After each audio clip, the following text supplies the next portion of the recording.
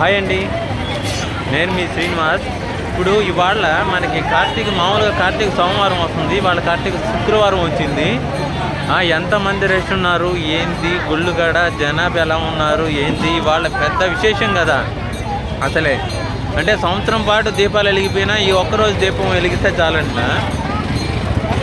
సంవత్సరం పాటు దీపాలు వెలిగిపోయినా ఈ ఒక్కరోజు దీపం వెలిగిస్తే చాలంట. అలాంటిది ఒకేసారి 360 ఒత్తులు దీపాలు వెలిగిస్తారు. అలా వెలిగించడానికి శివాలయానికి చాలామంది వచ్చున్నారు. ఎంతమంది వచ్చున్నారో మనం చూడండి. మనం ఫ్రంట్ వీడియోలో ఉన్నాము, బ్యాక్ వీడియోలో ఒకసారి వెళ్ళి మీకు జూమ్ చేసి మరీ చూపిస్తాను ఎంతమంది రష్ ఉన్నారు, ఎంతమంది జనాభా ఉన్నారు, ఎలా ఉన్నారు ఏంటి, ఈ క్యూలో పరిస్థితి ఏంది, దూరం నుంచి ఎంతమంది ఉన్నారు, దగ్గర నుంచి ఎంతమంది ఉన్నారు. వీళ్ళంతా గుడి చుట్టూ గుడిలోకి వెళ్ళే వాళ్ళు ఉన్నట్టున్నారు.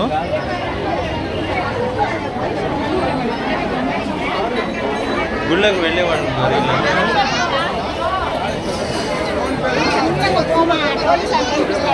చూడండి జనాభా ఎలా ఉన్నారంటే అస్సలు సందే లేదు. భక్తులు ఇంతమంది ఉన్నారా అనిపిస్తుంది మీకే. చూడండి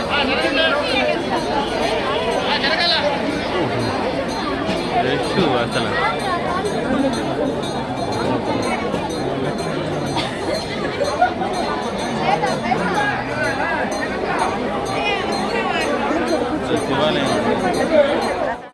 కార్తీక పౌర్ణమి సందర్భంగా ఈరోజు కార్తీక సోమవారం వస్తుందండి, కానీ కార్తీక శుక్రవారం వచ్చింది.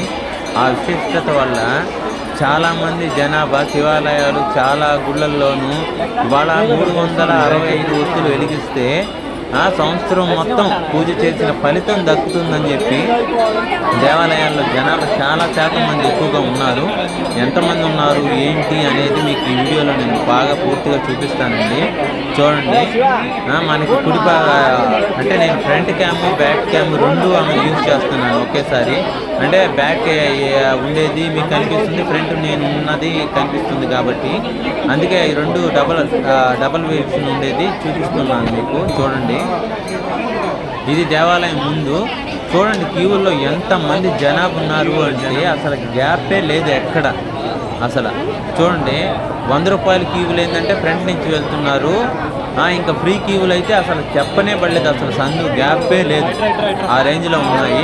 ఇంకా మనం గుడి చుట్టూ తిరిగి ఒకసారి ఎలా ఉంది ఏంటి, దీపాలు ఎక్కడెక్కడ వెలుగుతున్నారు కదండి అనేది మొత్తం మీకు రౌండ్ ఆఫ్ చూపిస్తాను మీకు. మొత్తం చూడండి, చూస్తున్నారు కదా జనాభా చాలా ఎక్కువ శాతం ఉన్నారు గుళ్ళో టెంపుల్లో. అస్సలు గ్యాప్ అంటే గ్యాప్ లేదు, ఒకరు తోస్తున్నారు కదా, తొక్కుకుంటూ పోవాల్సిన పరిస్థితి ఇక్కడ. నేనేంటంటే అక్కడ వాయిస్ బాగా అంటే పూర్తిగా మాట్లాడడానికి అంత క్లారిటీ లేదు, అందువల్ల వాయిస్ ఇవ్వాల్సి వస్తుంది. ఈరోజు మీరు డబుల్ వాయిస్ వస్తుందని చెప్పి అర్థం చేసుకోండి. శుక్రవారం అవడం వల్ల చాలా మంది అంటే చాలా మంది జనాభా అసలు గ్యాపే లేదు. కార్తీక పౌర్ణమి విశిష్టత అంటే చాలా ఏంటంటే మనం ప్రతి సంవత్సరం రోజు పూజలు చేసేవాళ్ళు చాలామంది పూజలు చేసేవాళ్ళు కావచ్చండి, ఇంకా ఏంటంటే దాన ధర్మాలు చేసేవాళ్ళు కావచ్చు, ఇలా చాలామంది ఉంటారు. దేనికంటే ఏదో పుణ్యం వస్తుంది, పాపం మనం చేసిన పాపం పోతుంది, పూర్వజన్మలో చేసిన పాపం పోతుంది అనే లెక్కలో ఉంటారు. అయితే ఈ కార్తీక సోమవారం వస్తుంది, కానీ ఈసారి శుక్రవారం వచ్చింది. అయినా కూడా ఈ విశిష్టత ఏంటి అంటే ఏదైతే సంవత్సరం మొత్తం మీద ఉందో అన్ని రోజుల్లో చేయని వాళ్ళైనా చేసిన వాళ్ళైనా ఈ ఒక్కరోజు చేసిందంతా ఒక ఎత్తు. అంటే 1000 రెట్లు. అంటే ఈ రోజు దీపం వెలిగిస్తే మీకు వచ్చే పుణ్యం ఈ కార్తీక పౌర్ణమి రోజు దీపం వెలిగిస్తే వచ్చే పుణ్యం 1000 రెట్లు. ఆ విధంగా భావించి జనాభా మనకి ఎవరు ఈ 365 రోజుల్లో దీపాలు వెలిగించిన వాళ్ళు కానీ చేసిన వాళ్ళు కానీ భక్తులు కానీ ప్రతి ఒక్కరూ వాళ్ళ పాపాన్ని తొలగించుకునేదానికి కానీ పుణ్యాన్ని పెంచుకునేదానికి కానీ అది మీరు ఉదయాన్నే కార్తీక పౌర్ణమి రోజు ఉదయాన్నే లేచి తలస్నానం చేసి ఆ రోజు 12 నుంచి ఉపవాసం ఉండి చాలామంది ఉంటారండి. మధ్యాహ్నం దాకా కొంతమంది ఉంటారు, సాయంత్రం దాకా కొంతమంది ఉంటారు. ఉదయం నుంచి రాత్రి దీపం వెలిగించేంత వరకు అలాగే ఉపవాసం ఉండి 365 ఒత్తులతో భక్తి శ్రద్ధలతో శివాలయానికి కానీ మహావిష్ణు ఆలయాలు ఎక్కడున్నా కూడా ఆ ఆలయాలకు వెళ్ళి అక్కడ ఇలా దీపాలు వెలిగించడం అనేది జరుగుతుందండి. అంటే వాళ్ళ భక్తి ఉదయం నుంచి రాత్రి వరకు ఉపవాసం ఉన్న భక్తిని వచ్చి ఇక్కడ దీపాలు వెలిగించి వెళ్ళిన తర్వాత ఉపవాసాన్ని విరమించుకుంటారు. కొందరు అంతసేపు ఉండలేని వాళ్ళు మాత్రం మధ్యాహ్నానికే ఇంట్లో తిని మళ్ళీ దేవాలయాలకు వచ్చేటప్పుడు స్నానం చేసి వస్తారు. ఈరోజు చాలా విశిష్టత, చాలా మంచి రోజుగా భావిస్తారు అందరూ.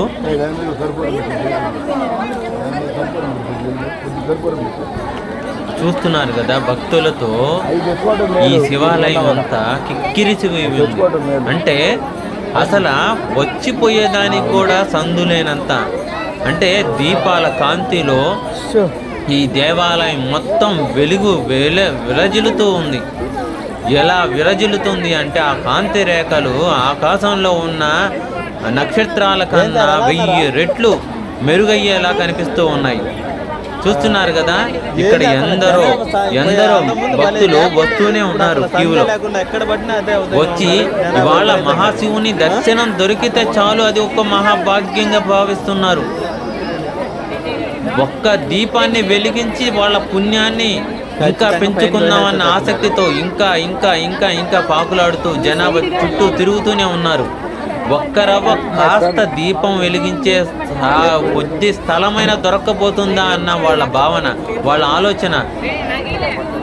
ఈరోజు ఎలాగైనా వాళ్ళ పుణ్యాన్ని పెంచుకోవాలి, భక్తిని చాటించుకోవాలి. ఇవాళ కార్తీక పౌర్ణమి రోజు ఎంత విశిష్టత లేకపోతే ఇంతమంది భక్తులు దేవాలయంలో ఉన్నారో చూడండి.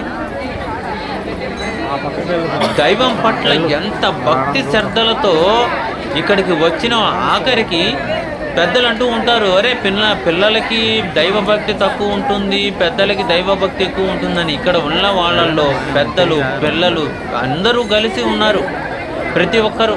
చిన్నప్పుడైతే మా అమ్మ అది పనిగా కార్తీక సోమవారం వచ్చేది, కార్తీక మంగళవారం కూడా వచ్చేది. అప్పుడు చిన్నవాడిని నేను. అది పనిగా నన్ను మా చెల్లెల్ని ఇద్దరిని తీసుకొచ్చి ఒక దగ్గర కూర్చోబెట్టి దేవాలయంలో శివాలయంలో ఇలాగే దగ్గరుండి 365 ఒత్తులు వేసి దాంట్లో నూనె పోసి ముందు ముగ్గు వేసి చుట్టూ పసుపు కుంకుమతో అలంకరించి పువ్వులను అన్నీ పెట్టి మధ్యలో పిండితో చేసిన దీపాన్ని ఉంచి అందులో ఆ 365 ఒత్తుల్ని ఉంచి అందులో కాస్త నూనెని వేసి దీపాన్ని వెలిగించి ఆ దీపపు కాంతిలో మా అమ్మ చెప్పేది, నేను ఉన్నా లేకున్నా నాయనలారా మీ జీవితంలో కనీసం ఇంట్లో పూజ చేయగలిగే స్తోమత మీకు ఉంటుందో లేదో, ఉన్నవారైనా లేనివారైనా మీరు ఎంత పనుల్లో పడి హడావిడిగా రేపు ఎటువంటి ఉద్యోగాలు చేసినా ఎటువంటి పరిస్థితుల్లో ఉన్నా ఇంట్లో పూజ లేని పరిస్థితుల్లో కూడా ఇటువంటి ఆలయానికి వచ్చి కార్తీక సోమవారం కానీ కార్తీక మాసంలో మీరు వచ్చి దీపాన్ని వెలిగించి వెళ్ళండి. అప్పుడు మీకు, మీ కుటుంబ సభ్యులకి, మీ పిల్లలకి అందరికీ మంచి జరుగుతుందని మా చిన్నప్పుడు మా అమ్మ చెప్పేది.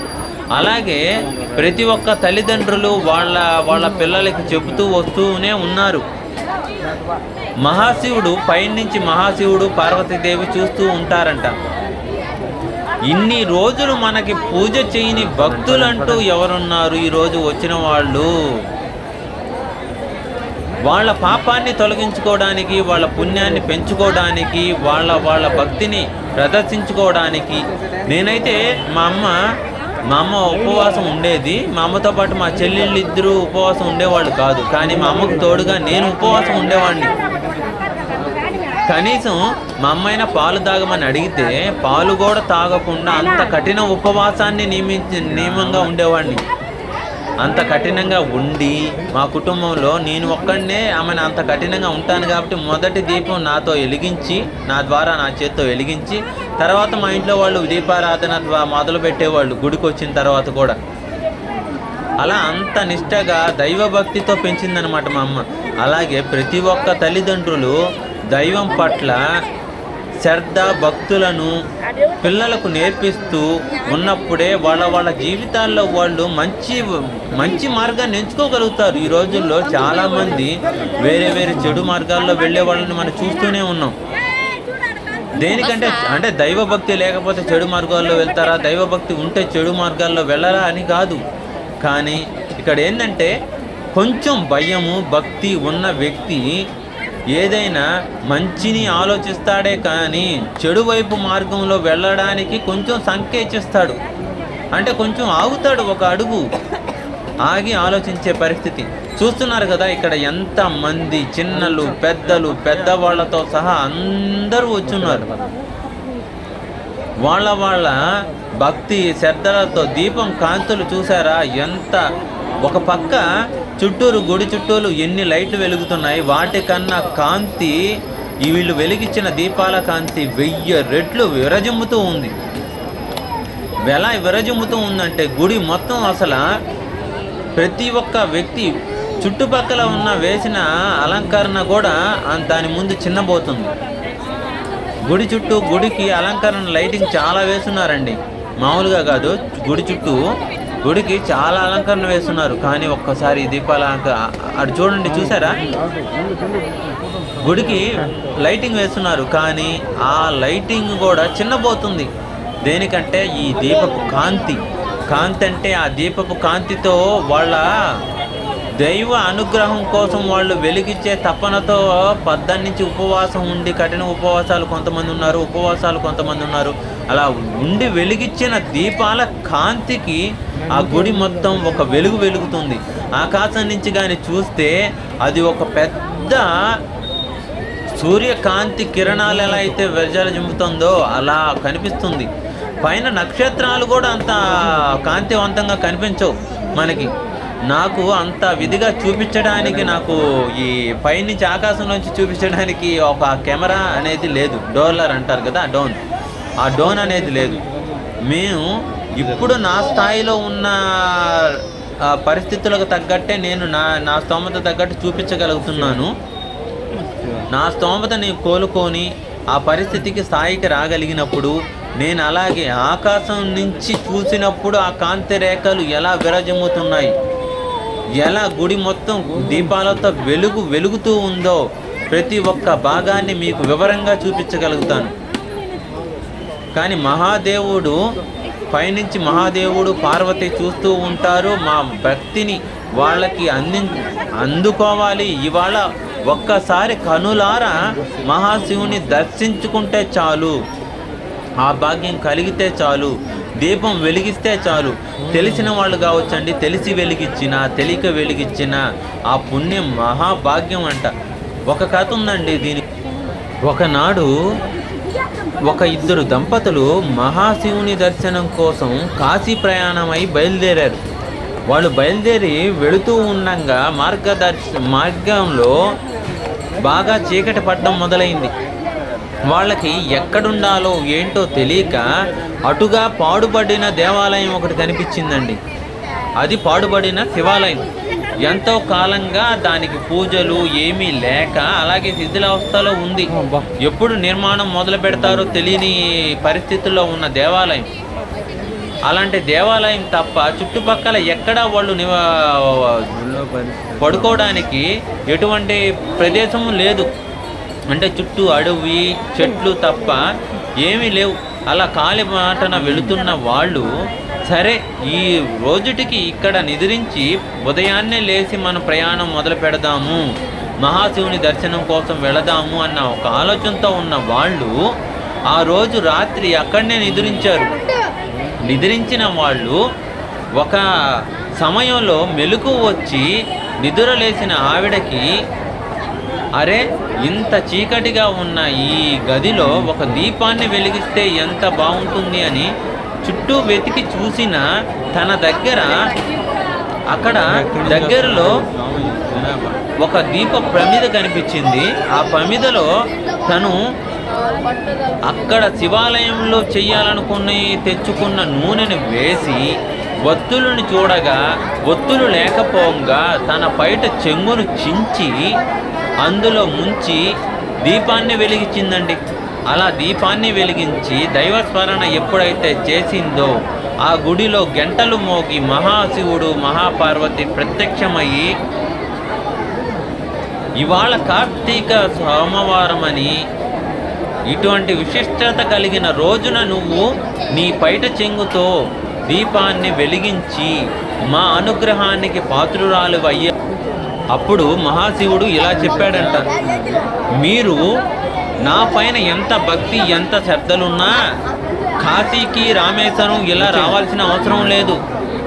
ఈ కార్తీక పౌర్ణమి రోజు నా శివాలయంలోనో మహావిష్ణు ఆలయాలలోనో మీరు దీపాన్ని వెలిగిస్తే అంతటి శక్తి అంతటి పూజా ఫలం మీకు తగ్గుతుంది అని ఆయన తెలియజేశాడంట. అలా అంత విశిష్టత కలిగిన రోజు ఈ కార్తీక పౌర్ణమి. మీరు చూస్తున్నారు కదా, ఇప్పుడు మనం గుడి చుట్టూ తిరిగి వచ్చేసాము. ఇదంతా మన దీపాలంకరణతో గుడి మొత్తం చుట్టుపక్కల ప్రాంగణం అంతా గుడి దీపాలంకరణతోనే నిండిపోయింది. నేను మీ శ్రీనివాస్. లైక్ చేయండి, సబ్స్క్రైబ్ చేయండి. మీకోసం ఇంకో ఎన్నో వీడియోలు చేయడానికి నన్ను సపోర్ట్ చేయండి. Okay, thank you.